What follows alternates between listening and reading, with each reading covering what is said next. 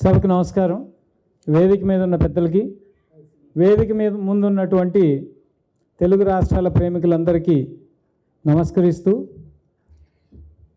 బాబు గారి పాలనలో బయటికి రాని వాస్తవాలు అనే పుస్తకానికి ముందు మాట రాయమని చెప్పి కొందరు మిత్రుల ద్వారా లావణ్య గారు నన్ను అడిగారు. అయితే నేను చాలా బిజీగా ఉన్న పరిస్థితి అన్నమాట. అది ఒక యుద్ధానికి ప్రిపేర్ అవుతున్నాం. దీనికి రాయాలంటే మొత్తం పుస్తకం చదవాలి. చదివేంత టైం లేదు. ఏం చేయాలని ఆలోచన. కానీ ఈ హెడ్డింగ్ చూడటంతోనే నిజమే కదా, కొన్ని నిజాలు మనం చెప్పలేకపోతున్నాం బయటికి.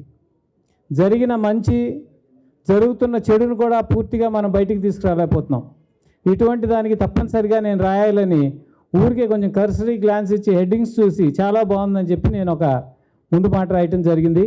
ఆ అవకాశాన్ని నాకు ఇచ్చినటువంటి లావణ్య గారికి ధన్యవాదాలు తెలియజేసుకుంటూ నేను ఒక విషయం క్లుప్తంగానే మాట్లాడి ముగిస్తాను. చరిత్రలో మనం చూసుకున్నట్టయితే తుగ్లక్ మీ అందరికీ తెలిసే ఉంటుంది. ఆ తుగ్లక్, నేను చెప్పేది ఇప్పుడు తుగ్లక్ గురించి కాదు, గతంలో ఉన్న తుగ్లక్ గురించి. ఆ తుగ్లక్ కాకతీయ సామ్రాజ్యాన్ని పతనం చేసి ఇక్కడ దుష్ట పరిపాలన సాగిస్తున్న టైంలో దీని మీద తిరుగుబాటు చేయాలని చెప్పి అప్పుడు ఒక రైతు నాయకుడు, ఒక యువకుడు ముందుకొచ్చి ఒక చక్రవర్తిగా వెలిగాడు. మనందరం ఆ చరిత్రను కూడా మనకు చాలామందికి తెలియదు. ఈ మధ్య ముదుగొండ శివప్రసాద్ గారు అమృతోదయం అనే ఒక పుస్తకంలో రాశారు. ఆ పుస్తకం చదువుతా అంటే ముస్నూరి ప్రోలయ నాయకుడు అనే ఒక తెలుగు చక్రవర్తి, దాని గురించి చాలా కొద్ది మందికి తెలుసు. అతను ఒక ప్రజాయుద్ధం కోసం సమాయత్తం చేశాడు ప్రజలందరినీ.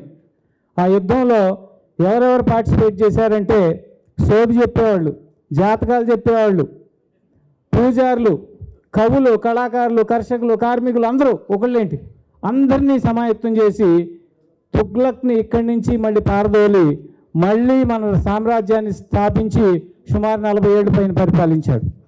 ప్రోలయ నాయకుడు, కాపై నాయకుడు. అలాంటి యుద్ధం చేయాల్సిన సమయం ఆసన్నమైంది. మీరందరూ కూడా మనలో ఉన్న పిరిగితనాన్ని వదిలేసి, వాడు భయపెట్టాడు, 4 ఏళ్ళ నుంచి భయపెడుతూనే ఉన్నాడు, ఇంకా భయపెడుతూనే ఉంటానంటే ఇక దానికి పరిష్కారం ఉండదు.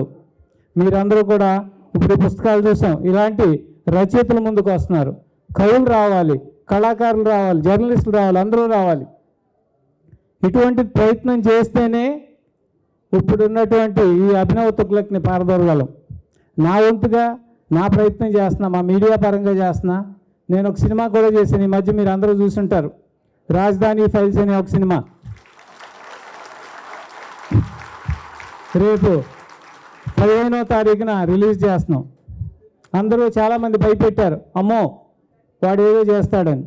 ఒక అడుగు ముందుకేస్తే కదా తెలిసి సినిమాలో చూశాను, ఒక ముసలాడు వెళ్ళి ఓటేసే వరకు ఒక నియోజకవర్గంలో ఎవరో కదులుతారు. అలాగే నా వంతుగా నేను ముందుకు అడిగేసి ఒక దుర్మార్గుడి పరిపాలన మీద రైతులు కంట కన్నీరు పెట్టించినటువంటి, నాకు అమరావతిలో సెంటు భూమి కూడా లేదు, 1 ఇంచు భూమి కూడా లేదు. కానీ ఒక రైతు బిడ్డగా నా బాధ్యతగా నేను రైతులకు జరుగుతున్న అన్యాయాన్ని ఎట్టి పరిస్థితుల్లోనూ నలుగురికి చూపించాలి ఈ మాధ్యమం ద్వారా అని చెప్పి ఒక సినిమా తీయాలని ముందుకు వచ్చాను. కష్టం నష్టమైన ఓర్చి. అలాగే ఇలాంటి రచయితలు, కవులు, కళాకారులు, బాగా గొంతెత్తి మాట్లాడే మిత్రులు, రఘురామకృష్ణరాజు లాంటి వాళ్ళు అందరూ ముందుకు వస్తేనే ఆ దుర్మార్గుడిని ఎదిరించే ధైర్యాన్ని 10 మందికి కలగజేయదలుస్తాం. అలా చేసి ముందుకు వచ్చి ఈ 2 నెలల్లో ఆ దుష్టుడి పరిపాలన అంతమొందించాలని చెప్పి కోరుకుంటూ నాకు ఈ అవకాశం ఇచ్చిన పెద్దలకి ధన్యవాదాలు తెలియజేసుకుంటూ సెలవు తీసుకుంటున్నాను. జై హింద్.